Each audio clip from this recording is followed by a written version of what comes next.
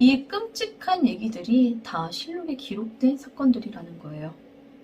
오늘 이야기들은 중종실록에 1531년 조선 한양의 남대문에서 문 안쪽으로 이상한 자루 하나가 발견됩니다. 누가 언제부터 이곳에 있었는지는 모르겠지만 자루는 마치 누군가가 던진 것처럼 바닥에 놓여져 있는 상태였는데요. 이 자루를 열어보니까 안에는 10살이 조금 넘은 여자아이가 목이 잘린 채 자루 속에 담겨 있었습니다. 발견된 여자아이는 귀걸이를 한 모습으로 발견이 되었는데요. 이 끔찍한 아이의 시신이 발견되자 조정에서는 이 사건을 반드시 해결하겠다는 의지를 보입니다. 하지만 한성부의 판윤이었던 윤은보는 시체를 검시해본 결과 이 아이가 살인으로 인해 죽은 시체인 것 같지 않다는 의견을 내세우면서 이 시신을 그냥 땅에 묻어버릴까 말까 망설이면서 시간을 보냈고, 그러는 사이 이 사건은 사람들에게서 잊혀져 버리게 됩니다.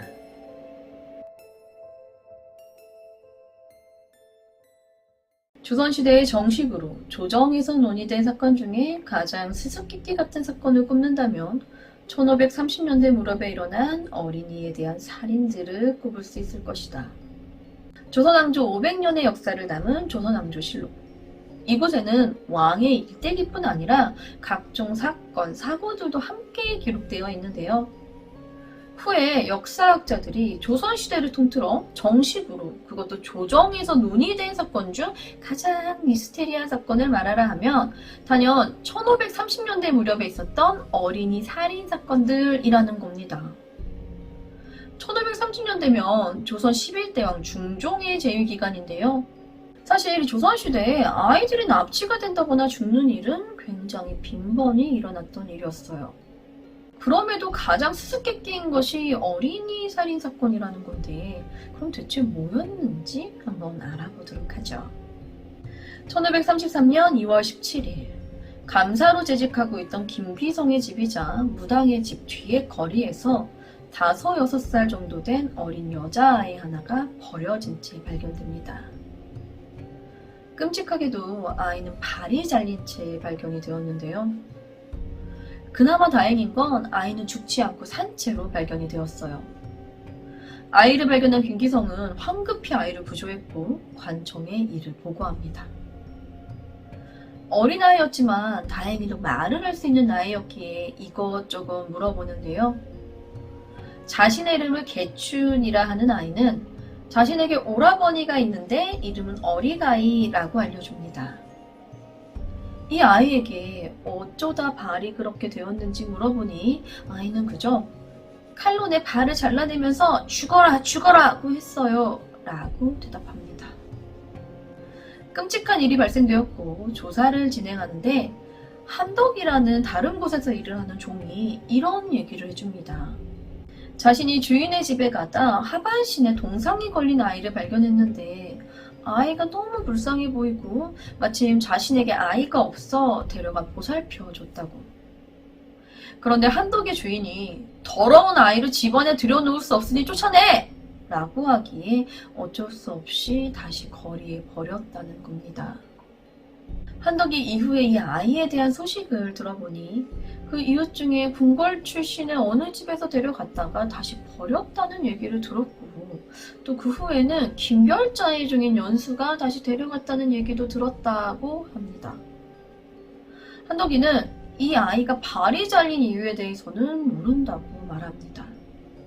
그렇게 한덕이의 증언을 토대로 계속 조사를 하던 중 또 다른 여인이 하나 나타나는데요.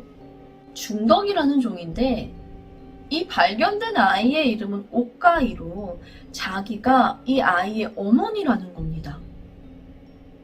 중덕은 지난해 9월 29일에 아이를 잃어버렸는데 5개월 만에 문득 신원을 알 수 없는 아이가 발이 잘린 채로 발견되었다는 소식을 들었고 찾아보니 자신의 딸이었다는 겁니다. 아이에게 끔찍한 일을 저지른 범인을 찾기 위해 조사하는 동안 오갈 곳이 없었던 이 아이는 처음 이 아이를 데려다 보살펴줬다는 한덕이가 데리고 있었는데요. 사건의 조사를 담당하던 한성부에서 직접 아이를 찾아가 도대체 누가 너의 발을 자르며 죽이려 했는지 묻습니다. 이때 한덕이가 아이에게 죽을 먹여주고 있었는데 아이는 죽을 먹다 말고 자신에게 죽을 먹여주고 있는 한덕이를 가리키며 이 여자가 내 발을 잘랐어요! 라고 얘기합니다. 범인은 한덕이라는 소리인데요. 이 증언을 하면서 이 아이는 자신이 발을 잘릴 때 털모자를 쓴 다른 사람을 보았다고 말을 해요. 자, 그렇다면 공범이 있다는 소리잖아요.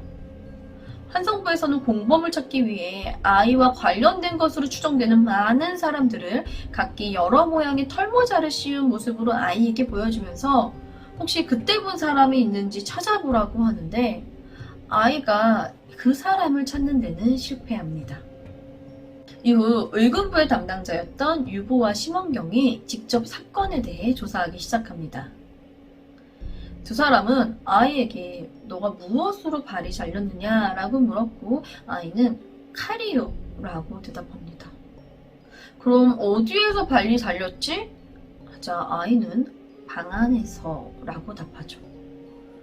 언제 발이 잘렸느냐 라는 질문에는 낮에 라고 대답합니다. 마지막으로 의금부 담당자 두 사람은 아이가 지목한 범인인 한덕이와 아이의 어미라 주장하는 중덕 이 두 사람을 아이 앞에 세워 둘 중 누가 너의 발을 잘랐느냐 라고 묻는데 아이는 한덕이를 가리키면서 이 사람이에요 라고 답합니다. 내 두 손을 묶고 입을 솜으로 틀어막고 내 발을 잘랐어요 라고 얘기합니다. 아이의 증언으로 범인은 한덕이로 굳어지는 듯 했으나 사람들 간에 몇 가지 석연치 않게 말이 맞지 않는 부분들과 함께 많은 의심점들이 제기가 되는데요. 왜인지는 모르겠지만 이곳이 특히나 무당들이 모여 사는 마을이라는 점에서 마냥 한덕이를 범인으로 볼 수는 없다는 부분이 매우 컸다고 해요. 또한 아이가 동상에 걸려 있었던 상태였기 때문에 자연적으로 발이 썩어서 떨어져 나갔을 가능성이 있다며 의심스러운 점으로 제시되기도 했다고 합니다. 이걸 밝혀내기 위해서 조정에서는 최고의 의원들에게 아이의 발이 잘린 자리로 관찰하게 해서 이게 썩어서 발이 떨어져 나간 건지 아니면 잘려 나간 건지 한번 조사해봐라 하게 하기도 했지만 별다른 성과를 얻지 못했다고 합니다. 이 사건은 어린아이의 말만으로는 큰 죄를 속단할 수 있는 증거로 쓰기에는 부족하다는 쪽으로 맺어지면서 결국 이 사건은 나이에 맞지 않게 아이의 말이 일관되었고 또 굉장히 잘 정리되어 전달했음에도 불구하고 사건의 진상이 밝혀지지 않은 채 묻혀지게 됩니다.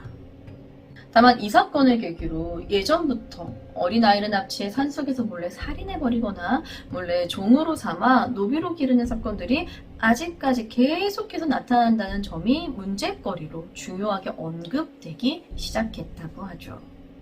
이번 이야기는 실록에 기록된 정식으로 논의된 사건 중 가장 수수께끼 같은 사건이었는데요. 이렇게 중요한 문제거리로 언급이 되었다 해도 계속해서 이상한 사건들이 일어나요. 1546년에는 아직 어린 여자와 두세 살 배기의 아기의 시신이 한양 거리에 굴러다니는 게 발견이 돼요. 시신은 온몸 이곳저곳이 불로 지진 참혹한 상태였고 특히 아랫배와 배꼽 주위를 마구 지져놓은 모양이었다고 해요. 이 사건은 처음 시신을 발견한 집에서 이 한양거리에 시신을 몰래 옮겨놓았다는 정도의 사실만 알아냈을 뿐 이후에는 아무것도 알아내지 못하며 그냥 끝나게 됩니다. 이 끔찍한 얘기들이 다 실록에 기록된 사건들이라는 거예요. 오늘 이야기들은 중종실록에 다시 개춘 이 옥가이 얘기로 돌아와서 범인을 특정할 수 없는 상태에서 아이가 한덕이를 범인으로 지목을 하잖아요. 그 상황도 너무 잘 묘사하고 그런데 한덕이가 범인으로 특정되지 않은 이유는 단 하나였어요. 그냥 아이가 너무 어려서 그 말에 신빙성이 없다고. 제가 이 얘기를 조사하고 정리하면서도 이 부분이 제일 이해가 안 가서 이걸 어떻게 써야 되지? 이게 무슨 말이지? 되게 많이 고민했던 것 같아요. 도대체 뭐가 석연치 않고 뭐가 의심스러워서 범인으로 속단하지 못하겠다는 건지 제가 이해가 안 가니까 말이 정리가 안 되더라고요. 만약 개춘, 이 오카이가 양반가의 자제였어도 수사가 이렇게 종결되었을까요? 반대로 개춘이가 몸종의 신분이었다고 해도 성인이었다면 과연 개춘이의 말을 믿어줬을까요? 이번 이야기는 의금부의 판결이 사건만큼이나 수수께끼 같은 이야기였습니다. 준비한 이야기는 여기까지입니다. 저는 유스패치의 유스였습니다. 감사합니다.